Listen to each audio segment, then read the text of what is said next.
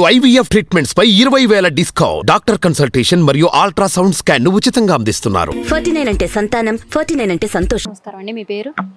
Madam, నా పేరు నీలం మనోజ్ బాబు. నేను అడ్వకేట్ని, బెజవాడ బార్ అసోసియేషన్. మీరు అడ్వకేట్ అంటున్నారండి. మరి ఇప్పుడు అంటే ఎలక్షన్స్ దగ్గరకు వచ్చినాయండి. అన్ని పార్టీలు పోటాపోటీగా ప్రచారాలు చేస్తున్నాయండి. అసలు ఎలా ఉందండి ఇప్పటి వరకు జగన్ గారి పరిపాలన? అసలు ఎలా ఉందండి? ఎలక్షన్ అన్నాక ఇండిపెండెంట్తో సహా మామూలు ప్రచారం చేస్తారు, కానీ పోటీలో ఉండే మాత్రం రెండు పార్టీలు అవి అందరికీ తెలిసిందే. కాకపోతే ఆ రెండు పార్టీల్లో వైఎస్ఆర్సీపీకే ఫస్ట్ స్థానం ప్రజలు ఇస్తున్నారు. ఎందుకని వైఎస్ఆర్సీపీకే అనుకుంటున్నారు మీరు? యాక్చువల్లీ ఓటీ అంతకుముందు తెలుగుదేశం ప్రభుత్వం ఒక సెక్షన్ ఆఫ్ పీపుల్కే న్యాయం చేసేదండి. ఈ వైఎస్ఆర్సీపీ ప్రభుత్వం వచ్చాక 90% ఉన్న పీపుల్కి కూడా న్యాయం చేస్తుంది. దానివల్ల వైఎస్ఆర్సీపీ ప్రభుత్వం వైపు పేద, బడుగు, బలహీన మైనారిటీ వర్గాలు ఎక్కువ శాతం చూస్తున్నాయండి. అంటే న్యాయం అంటే ఈ సంక్షేమ పథకాలు ఇస్తే న్యాయం చేసినట్టేనండి? ఇప్పుడు ఎలా ఉందంటే, సంపన్నులకి ఇస్తే రాయితీలు అంటున్నారు, పేదవాళ్ళకి ఇస్తేనే పథకాలు అంటున్నారండి. ఇది ఎంతవరకు న్యాయం? అది అందరికి రాయితీలు ఏంటి, పథకాలు ఏంటి? వాళ్ళకి రాయితీలు ఇస్తున్నారు, కానీ వాళ్ళు బ్యాంకులు లోన్లు ఎగ్గొడుతున్నారు. వీళ్ళకి కనీసం 1 లక్ష రూపాయలు లోన్ ఇస్తారండి బ్యాంకు. ఆ 1 లక్ష రూపాయలు లోన్ ఇవ్వట్లా. జగనన్న గారి ప్రభుత్వం డైరెక్ట్ వాళ్ళ ఇంటికి వచ్చి వాళ్ళకి కావాల్సిన సంక్షేమ పథకాలు ఇస్తున్నాయి. దానికి న్యాయమే కదండి. మరి మీరు ఒక అడ్వకేట్గా ఇప్పుడు సంక్షేమ పథకాలు ఒక్కటే అభివృద్ధి అండి, మరి కంపెనీలు లేవు, రేపు రాబోయే తరాలకు ఉద్యోగాలు లేవంటున్నారు కదండి?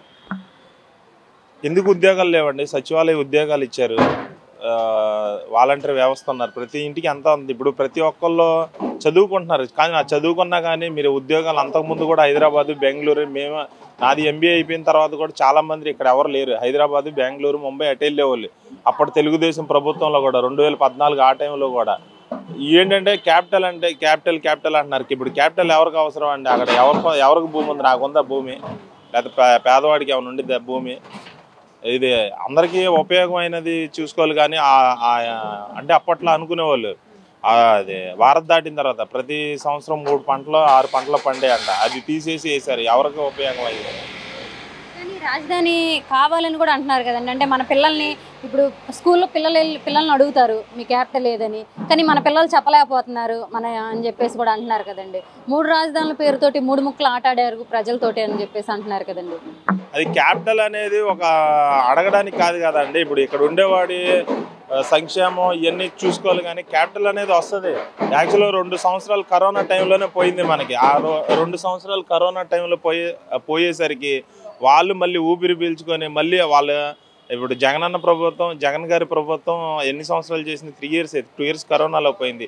ఈ 3 ఇయర్స్లో మళ్ళీ వాళ్ళు చేసుకుని మొత్తం చేసుకోవాలి కదండి. క్యాపిటల్ అంటే అంతకుముందు సగం చేశారు, మళ్ళీ ఇది బైఫర్గేషన్ అయింది. బైఫర్గేషన్లో మనకి ఎంత రావాలో అంత రాలేదు. అసలు ఒక ప్లేస్ అనేది సెంట్రల్ గవర్నమెంట్ నిర్దిష్టమైన ప్రణాళిక ఇవ్వలేదు, ఒక నిర్దిష్టమైన ఇది ఇవ్వలేదు. ఆ ఆర్టికల్లో ఇవి చెప్పారు, కానీ ఏది కూడా అసలు ఇది చేయలేదు కదా. వీళ్ళు పెట్టింది కాదు కదా. ఇప్పుడు బైఫర్కేషన్లో వీళ్ళు ఇది పలానా క్యాపిటల్ అనేది ఇవ్వలేదు. ఇప్పుడు 1958లోనే ఇప్పటి నుంచి అలా వస్తా ఇవన్నీ, కానీ ఇప్పుడు ఎమ్మడెమ్మడి 3 సంవత్సరాల క్యాపిటల్ అనేసి దీని మీదే మళ్ళీ ఇప్పుడు కరోనాల టైంలో ఉన్నది పూడ్చుకోవాలా గవర్నమెంట్, లేకపోతే ఈ 3 సంవత్సరాల్లో క్యాపిటల్ మీద దృష్టి పెట్టి ఈ ఫండింగ్ అంతా అక్కడ పెట్టి ఒక సెక్షన్ ఆఫ్ పీపుల్కి న్యాయం చేసి మిగతా ఉన్న 85 to 90% పీపుల్కి అన్యాయం చేయడం కరెక్టా? మీరే ఆలోచించుకోవాలి. మరి ఇవన్నీ అక్కడ పెడితే ఇప్పుడు ఎలక్షన్స్ దగ్గరకు వచ్చినాయండి. మరి ఒకవైపు చూస్తేనేమో బీజేపీ, టీడీపీ, జనసేన 3 పొత్తులు వస్తున్నాయండి. ఇటువైపు చూస్తే సీఎం జగన్మోహన్ రెడ్డి గారు ఒక్కళ్ళే ఉన్నారని, మరి గెలుస్తారంటారా? మరి ఈయనేమో మొన్నదాకా సిద్ధం సభలు, బస్ యాత్ర చేశారు. బస్ యాత్ర కూడా జనం చాలా బాగా వస్తున్నారు. మరి వాళ్ళందరినీ కూడా డబ్బులు పెట్టి తీసుకొస్తున్నారని అంటున్నారు, నిజమేనండి? డబ్బులు పెట్టి తీసుకొస్తే అరగంట గంట ఉంటారండి. ఈ ఎండకి ఇప్పుడు నేనే ఒక 5 నిమిషాలు అటుండి ఇటు వచ్చాను. రోజులు గంటలు ఎవరు ఉంటారండి? డబ్బులు తీసుకొస్తే అభిమానంతోనే ఉంటారు. డబ్బులు అనేది కొంతవరకు వస్తారు, అది కామన్. డబ్బులు లేని ఏ ఎలక్షన్ ర్యాలీ జరగదు. ఇంకోటి ఏంటంటే ఈ బీజేపీ అనేది ఏంటంటే అది ఎంతసేపు మోడీ రకరకాల వేషధారంలో డైలీ రోజుకి ఒక వేషంతో కనపడడం తప్ప మోడీ చేసేది ఏం లేదు.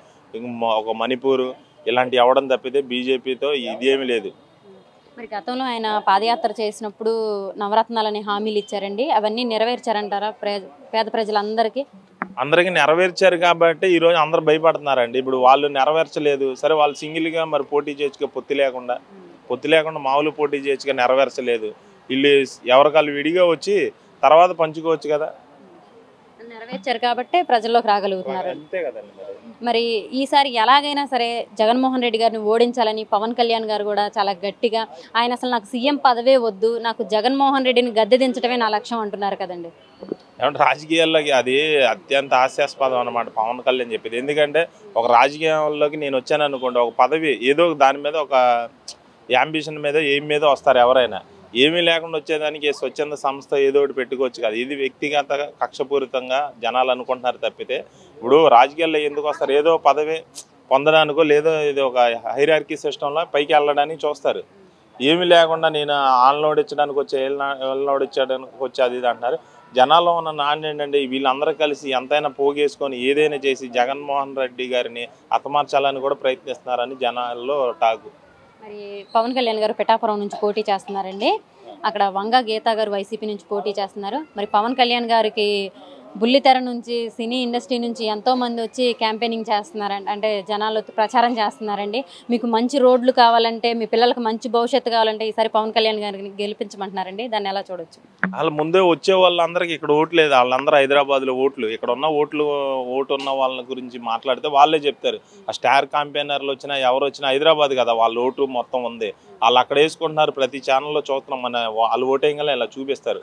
ఇలా చూపించగల మళ్ళీ వాళ్ళు ఎక్కడికి వచ్చి ఏం చెప్తారు? ఇంకా పోనీ ఇప్పుడు మా ఏరియా ఇది 1 టౌన్, ఇక్కడ గురించి ఏదని చెప్తే నేను చెప్తాను. ఎక్కడో తెలంగాణ వాళ్ళని హైదరాబాద్లో ఓటర్లను తీసుకొస్తే ఇక్కడ ఏం చెప్తారు?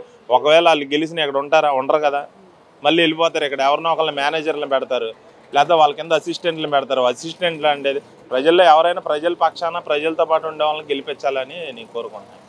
మరి అదేవిధంగా చూసుకున్నట్టయితే మంగళగిరి నుంచి గతంలో లోకేష్ గారు పోటీ చేసి ఓడిపోయారండి. మళ్ళీ ఆయన మంగళగిరి నుంచి పోటీ చేస్తున్నారు. ఈసారైనా మంగళగిరిలో గెలుస్తారంటారా? ముందు ఆయన మంగళగిరి అన్నం స్పష్టంగా నేర్చుకుని అప్పుడు పోటీలో నిలబడాలని నేను అనుకుంటున్నాను. అదేంటండి, ఆయన ఇప్పుడు నారా బ్రాహ్మణి గారు వస్తున్నారు, భువనేశ్వర్ గారు వచ్చేసి ప్రచారం చేస్తున్నారు కదండి. అందరు చేస్తారండి, ప్రతి ఒక్క ఇంట్లో అందరు చేస్తారు. గెలిచాకే ఎవరు కనపడరు. జనాల్లో ఉండే వాళ్ళకి ఓటేయండి. ఇప్పుడు మా లోకేష్ గారు వచ్చారు వేసేయడం అది కాదు కదా. అక్కడ ఎవరైతే 5 సంవత్సరాలు వర్క్ చేస్తారో, ఎవరైతే జనాల్లోంచి వచ్చారో వాళ్ళకే ఓటేస్తారు. అందుకే ఓడిపోయింది, లేకపోతే గెలవాలి కదా. మరి చంద్రబాబు నాయుడు గారు ఈసారి కనుక మన ప్రభుత్వం వస్తే ఎందుకంటే ఎక్కువ పథకాలు ఇస్తామంటున్నారు. మరి ప్రజలకేమో నాణ్యతమైన మద్యం తీసుకొస్తామంటున్నారు, అంటే తక్కువ ధరలకే తీసుకొస్తాం, తాగండి తమ్ముళ్ళు అంటున్నారు. మరి ఈ ప్రభుత్వంలోనేమో వాళ్ళ అంటే జగన్ గారి సొంత బ్రాండ్లతో మందులు వస్తున్నాయి, కల్తీ మద్యం వస్తుందని చెప్తున్నారు కదండి. అసలు పథకాలే వద్దని మరి వాళ్ళే అంటున్నారు. మళ్ళీ పథకాలు ఇంకా ఎక్స్ట్రా ఇస్తామంటున్నారు. అంటే ఇప్పుడు జగన్ గారి ప్రభుత్వం సంక్షేమం చేస్తుందనే కదా. పథకాలు వాళ్ళే వద్దంటున్నారు. స్టార్టింగ్ అంతా అసలు వీళ్ళు నాశనం చేసేస్తున్నారు. అప్పుల్లో ఏమన్నారు, మరో వెనుజులాని చేస్తున్నారు, ఫ్రీగా ఇచ్చేసి అది ఇది అన్నారు. మరి వీళ్ళు ఎందుకు పథకాలు ప్రకటించడం? మళ్ళీ అంటే చంద్రబాబు నాయుడు గారికి విజన్ ఉంది, ఆయన సంపద సృష్టించి ప్రజలకు ఇస్తానంటున్నారు. జగన్మోహన్ రెడ్డి గారికి విజన్ లేదు, అందుకనే అప్పులు చేసి రాష్ట్రాన్ని తాకట్టు పెట్టి మరీ ఇస్తున్నారు ప్రజలకు అని అంటున్నారు కదా. ఏం సంపద సృష్టించడం అంటే ఓన్లీ అమరావతిలో సృష్టించి ఒక సెక్షన్ ఆఫ్ పీపుల్కి ఇవ్వడమే ఆయన లక్ష్యం. ఇంకా మిగతా ప్రజలను గాలికి వదిలేయడం ఆయన లక్ష్యం. అంతేగా. మరి మీ అంటే జగన్మోహన్ రెడ్డి గారు ఆయన ఫస్ట్ నుంచి మళ్ళీ 175కి 175 అంటున్నారు. ఆయన కానీ వైసీపీ కార్యకర్తలు కానీ నాయకులు కానీ అందరూ. మరి ఈసారి కూడా 175కి 175 గెలుస్తారంటారా? ఖచ్చితంగా గెలవచ్చండి. ఎందుకంటే లాస్ట్ టైం 151 వచ్చింది. మిగతా అంతా కొంచెం సిమిలరే కదా. దానికి ట్రై చేస్తున్నారు. ఎవరైనా ఒక టార్గెట్ పెట్టుకుంటారు. ఆ టార్గెట్ రీచ్ అవ్వడానికే కదా ఎవరైనా ప్రయత్నించేది. అది కాక ఈయనకు వస్తున్న ఆదరణ కానీ, ఆయన వస్తుంది ఒకళ్ళే, వాళ్ళ కుటుంబం కూడా ప్రస్తుతానికి తోడలేదు. అయినా ప్రజలు తోడున్నారు. ఆయన ఏమన్నారు, నేను చెప్పింది జరిగితే ఓటేయమంటున్నారు, లేకపోతే ఏదన్నా అది చెప్పి ఎవరున్నారు చెప్పండి పోనీ.